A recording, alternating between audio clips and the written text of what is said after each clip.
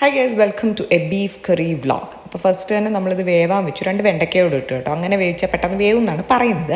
പിന്നെ നമുക്ക് ഇതിന് ചേർക്കാനുള്ള മിക്സാണ് ഇതൊക്കെ. പിന്നെ അതിൻ്റെ അകത്തുള്ളത് ജിഞ്ചർ ഗാർലിക് പേസ്റ്റാണ് കേട്ടോ. കുറച്ച് 2-3 പച്ചമുളകും കൂടി ഇട്ട പേസ്റ്റാണ്. പിന്നെ നമ്മൾ ചട്ടി വെച്ചു. ബീഫ് വെന്തു ഒരു 5-6 വിസിൽ നമ്മൾ വെച്ചു കേട്ടോ. അത്യാവശ്യം നന്നായിട്ട് വേവാൻ വേണ്ടിയിട്ട് എല്ലും കൂടെ ഉണ്ടല്ലോ, അത്യാവശ്യം വേവാൻ വേണ്ടിയിട്ട് വെച്ചു. അതിനകത്ത് പിന്നെ ചെറിയ ഉള്ളിയും വലിയ ഉള്ളിയും ഒക്കെ ഇട്ടിട്ട് നമ്മളതിന് വഴറ്റണം. നോർമൽ പ്രോസസ്സ് തന്നെയാണ്.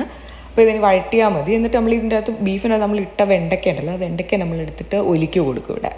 അവ കാണാൻ പറ്റുന്ന അതിൻ്റെ അകത്ത് നമ്മുടെ വെന്ത നെയ്യ് വെള്ളമാണെങ്കിലും അതും ഒലിക്ക് തന്നെയാണ് കൊടുക്കുന്നത്. നമ്മളും എടുക്കും, ബാക്കി ഒലിക്കും കൊടുക്കും, അങ്ങനെയാണ് ചെയ്യുന്നത്. പിന്നെ എല്ലും അതുപോലെ തന്നെ ഞാൻ കാണിച്ചു തരാം. അത് നന്നായിട്ട് വെന്ത് കഴിയുമ്പോൾ എല്ല് വിട്ട് വരും. അപ്പോൾ പിന്നെ നമുക്ക് അങ്ങനെ ഒരു കടിക്കുമ്പോൾ അതൊരു ബുദ്ധിമുട്ടായിട്ട് വരികയില്ല.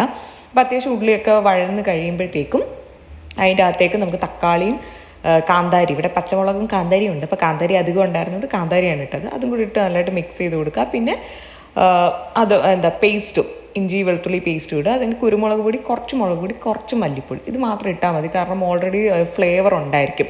പിന്നെ അതുപോലെ ഉള്ളി വഴറ്റുമ്പോഴത്തേക്ക് ഞാൻ ഉപ്പ് മറ്റേതിനിട്ട എന്ന് വെച്ചാൽ നമ്മൾ ബീഫ് വേവിച്ചപ്പോൾ ഇട്ട ഉപ്പുണ്ടല്ലോ, അത് കണക്കാക്കിയിട്ടാണ് ഇട്ടത്. ഇല്ലെങ്കിൽ എക്സ്ട്രാ ഇപ്പോൾ നമുക്കിനി വേണമെങ്കിൽ പിന്നീട് ഇടാം എന്നുള്ളതാണ് ഒരു കണക്ക്. അപ്പോൾ നന്നായിട്ട് വഴറ്റി നമ്മുടെ മണമൊക്കെ മാറി നല്ല സെറ്റ് മണമാവുമല്ലോ.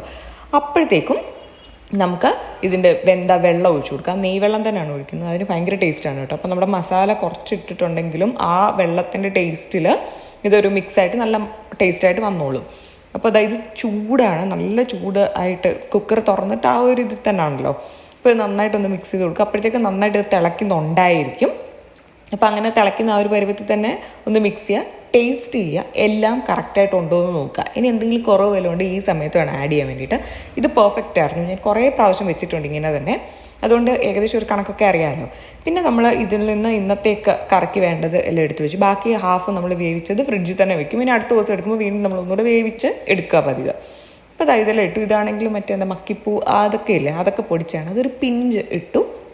അതുപോലെ തന്നെ ഇനി ഗരം മസാലയും പൊടിച്ചതുണ്ട്, അതും ഒരു അളവുണ്ടല്ലോ, കയ്യിലോ സ്പൂണിലോ എങ്ങനെയാണെന്ന് വെച്ചാൽ അളവെടുത്തിട്ട് അത് മാത്രം ഇട്ടിട്ട് വളരെ കുറച്ച് മതി. ഫ്ലേവർ മാത്രം മതി, അല്ലാതെ നമുക്ക് ഭീകര ടേസ്റ്റ് ഒന്നും വേണ്ട അതിൻ്റേതായിട്ട്. പിന്നെ നമുക്കിതൊരു ലോങ് പ്രോസസ്സാണ്, കുറേ അധികം സമയം വേണം ഇത് അത്യാവശ്യം കുറുകി കിട്ടാൻ വേണ്ടിയിട്ട്.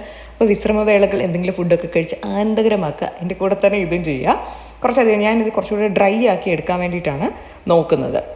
അതായത് കണ്ടോ, എല്ലിൽ നിന്ന് ഇനിയിപ്പോൾ വിട്ട് വന്നോളൂ. അപ്പോൾ നമുക്കതൊരു ബുദ്ധിമുട്ടായിട്ട് തോന്നുന്നില്ല. ഫൈനലി ഈ ഒരു പരുവത്തിലാണ് ഞങ്ങൾ നിർത്തിയത്. അടിപൊളിയായിരുന്നു. ഞാൻ കുറേ പ്രാവശ്യം വെച്ചിട്ടുണ്ട്, കുറേ പ്രാവശ്യം ഷോർട്സൊക്കെ അപ്ലോഡ് ചെയ്തിട്ടുണ്ട്. അപ്പോൾ അടുത്ത വീഡിയോയിൽ കാണാം.